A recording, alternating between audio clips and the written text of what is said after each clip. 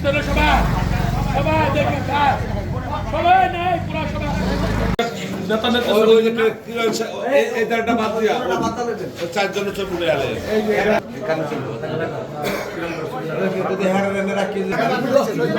পরে আমরা এগুলো সব আবার কই গেল 8 মিনিট হবে হাতটা দাঁড়িয়ে রাখুন দেখে পড়লে ভালো তো না আজকে 2 আসনের মাননীয় এমপি সাহেব উনি যে কথা বলেছেন যে প্রবাসীরা কোনো নির্বাচন করতে পারবে না এবং প্রবাসীরা নাকি কোনো পদ পজিশন বা যারা বর্তমান এই আমাদের নড়িয়া থানায় বা সখীপুরে যারা আছে বর্তমান যারা পদ পজিশনে আছে তাদেরকে বেশি গুরুত্ব দিয়েছেন, তাদেরকে প্রাধান্য দিয়েছেন। আর আমরা প্রবাস থেকে যারা আসছি তাদেরকে উনি আমরা প্রবাসে যে ছিলাম প্রবাসে থেকেও আমরা কিন্তু এই বাংলাদেশের মাটিতে যখনই আসতাম তখনই আমরা এই দলের সাথে এই দলের কর্মী এবং নেতাদের সাথে আমরা সম্পৃক্ত ছিলাম এবং সবসময় আমরা যোগাযোগ রাখছি, একসাথে ওঠা বসা করছি, বিভিন্নখানে মিছিল প্রোগ্রাম করছি এবং কোনো জায়গায় কোনো নেতাকর্মী মারা গেলে সেখানেও আমরা গেছি এবং ইটালিতে প্রবাসে আমরা যারা রাজনীতি করি আমার থেকে বেশি আর কেউ জানে না, ওখানে যে প্রবাসে রাজনীতি করতে গেলে কি পরিমাণ অর্থ ব্যয় হয় এবং কি পরিমাণ টাকা পয়সা খরচ হয় এটা যারা প্রবাসে রাজনীতি করে প্রত্যেকটা লোকে তারা জানে।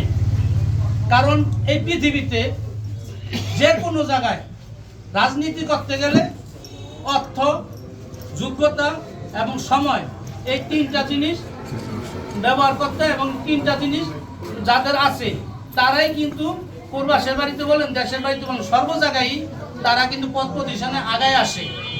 ফ্যাসিস্ট সরকার গিয়েছে German, France, Switzerland, Austria, Vienna পর্যন্ত প্রত্যেকটা জায়গায় আমরা এই প্রবাসের আমরা যারা রাজনীতি প্রত্যেকটা জায়গায় গিয়ে আমরা আন্দোলন করেছি, ফ্যাসিস্ট সরকারের বিরুদ্ধে আন্দোলন করেছি, শেখ হাসিনার বিরুদ্ধে যেখানে শেখ হাসিনা গেছে ওখানে আমরা প্রতিবাদ করেছি।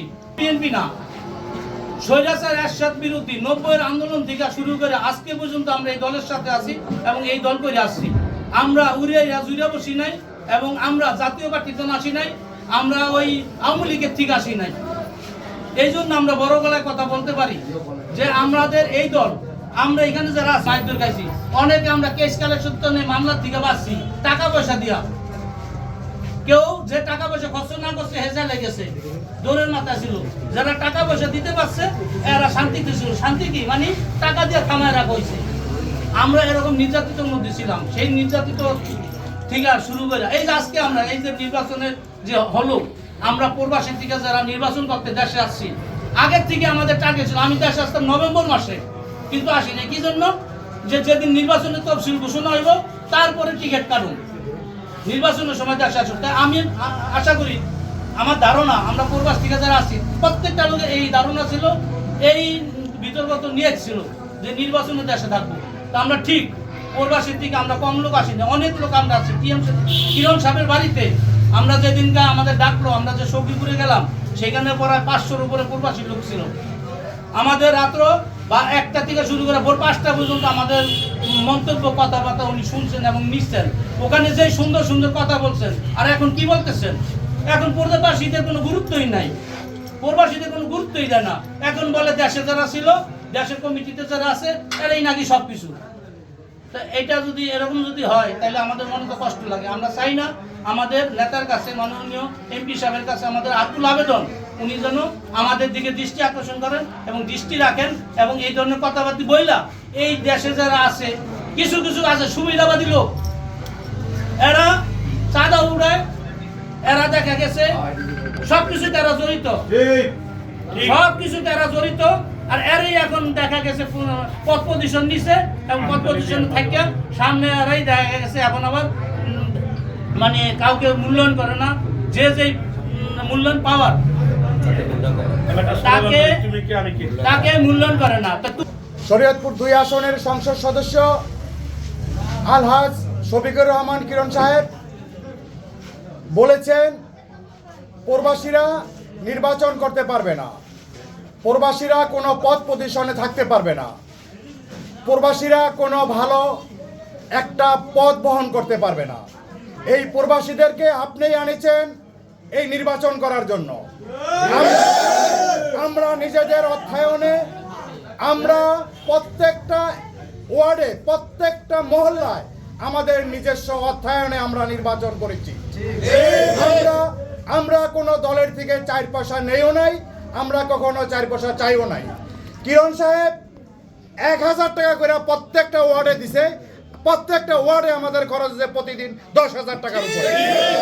এইটা প্রবাসীরা একমাত্র বহন করেছে। তো আজকে আমাদের সংসদ সদস্য আলহাজ শফিকুর রহমান কিরণ সাহেব যেই কথাটা বলেছেন আমাদের বুকে রক্তক্ষরণ হয়েছে। আমরা চাই অতি বিলম্বে এই বক্তব্য প্রত্যাহার করার জন্য। এই প্রত্যাহার যদি না করা হয় আমরা আমাদের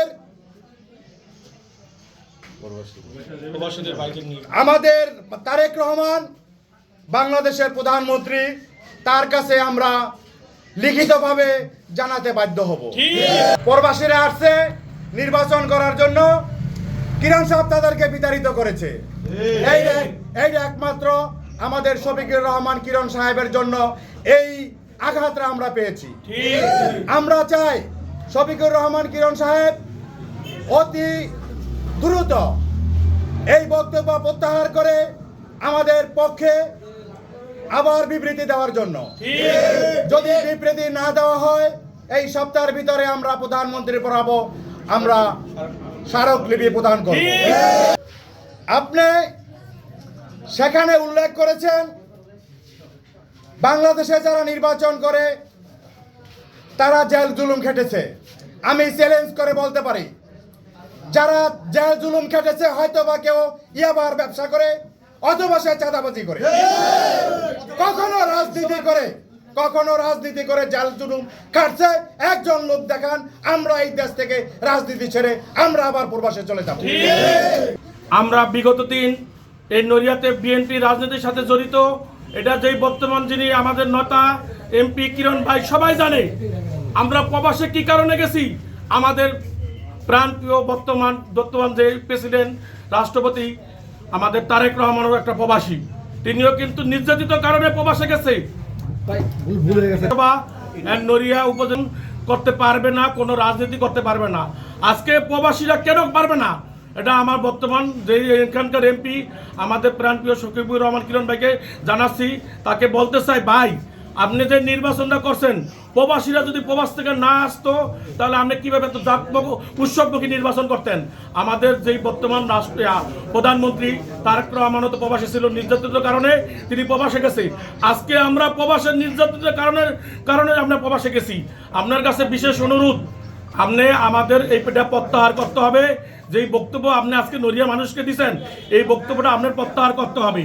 অবিলম্বে যদি আপনি প্রত্যাহার না করেন নড়িয়া না পুরা নড়িয়া উপজেলা, নড়িয়া থানা, নড়িয়া ওয়ার্ড, নড়িয়া পৌরসভা নাহলে বৃহত্তর আন্দোলন সৃষ্টি হবে। ভাই প্রবাসীরা যদি বিএনপি কোনো কর্মী রাজনীতি যদি না করতে পারে, কোনো নির্বাচন না করতে পারে, কোনো সংগঠনের সাথে জড়িত না হতে পারে, তাহলে আপনি নড়িয়াতে কারে নিয়ে রাজনীতি করবেন? যারা ইয়াবা ব্যবসা করে, যারা বালি মাটি কাটার সাথে ব্যবসা করে তাদের নিয়ে রাজনীতি করবেন। আজকে প্রবাসীরা যদি প্রবাস থেকে টাকা না পারে তো আপনি নির্বাচন করতে পারতেন না তো সুন্দর করে করার জন্য।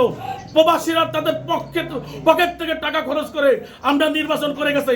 আমাদের বড় ভাই রিপন পেদা, আমরা তার উদ্দেশ্যে বলি সে আমাদের নড়িয়ার বর্তমান বড় ভাই, তাকে বড় ভাই বলা হয় এই কারণে তার ব্যক্তিগত কত টাকা কিরণ ভাইয়ের পিছনে খরচ করছে সেটা আমরা বলবো না, নড়িয়ার জনগণ জানে। আজকে আপনি যাদের কারণে আপনি প্রবাসীদেরকে প্রত্যাখ্যান করেন ভাই, এটা আপনি ভুল করেন। আপনি কথাগুলা অবিলম্বে প্রত্যাহার করুন, প্রবাসীদের মূল্যায়ন করুন, নাহলে আমরা প্রবাসে গিয়ে ইটালি, জার্মান, ফ্রান্স, লন্ডন সব দেশে এই প্রতিবাদে আন্দোলন জোর করে তুলব ইনশাআল্লাহ। প্রবাসীদের রাজনীতি তুমি কে আমি কে, প্রবাসীদের প্রবাসী তুমি কে আমি কে, প্রবাসীদের অধিকার প্রবাসীদের অধিকার দিতে হবে। তুমি